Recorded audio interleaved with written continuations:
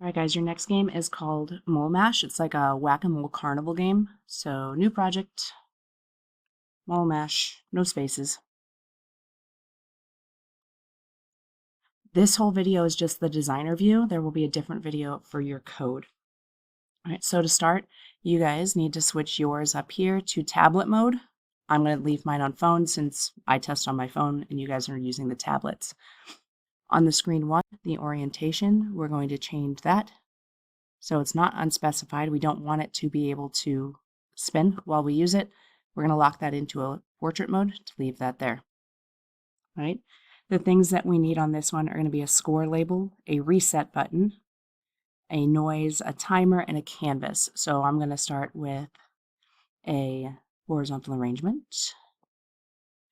My horizontal arrangement is going to be my typical 10%, and my width will be the whole 98.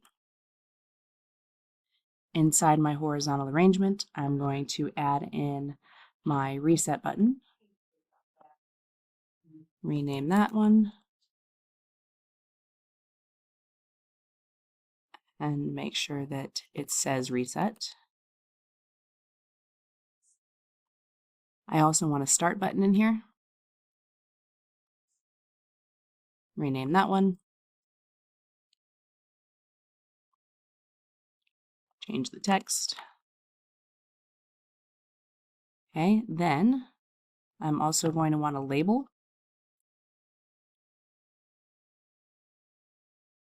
And that's going to be my score. Okay, now the invisible things, or sorry, we also need a canvas on here. Under drawing and animation, I need a canvas. The canvas is going to take up the rest of my screen, which for me is going to be about 85% high, 98% wide. And I need one image sprite on here. Doesn't really matter what it is, but I'm going to name it Mole because it's a whack-a-mole game. All right. If you haven't already, go to our tech page, download the supporting files for whack-a-mole. You've got a Mole 1, and then you've got another one called Whack 1. This Whack 1 is only going to be if you're going to do the extra step for the extra credit that changes costumes.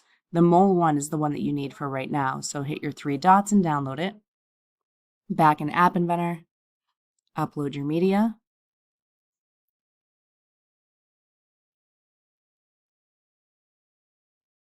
And then my mole, I'm going to try setting it to probably, I don't know, like 40 pixels. Because if you remember our drag and drop game, those were set to 50 pixels height and width. I'm going to go a little smaller on this and then attach my mole. There he is. So the goal of this game is that the mole is going to bounce around on my canvas and you have to try to touch it. Okay, looks like I forgot to change my label, so I'm going to change that one to score. That's what my designer view looks like so far. I do need a couple invisible components on here. Under media, I'm going to need a sound because when I hit the mole, it's going to make a noise. You can see it's invisible down here.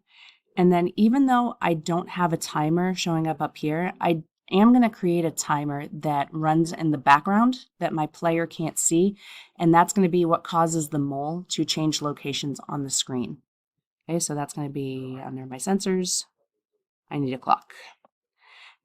We normally don't rename this. I am going to rename it this time to my mole timer because if you want to add a clock later that your player can use, you're going to want to leave that one as clock 1. This one is called mole timer because it's going to change how often my mole moves around my screen. All right, so make sure that this is all ready to go on your designer view before you go on to the coding video.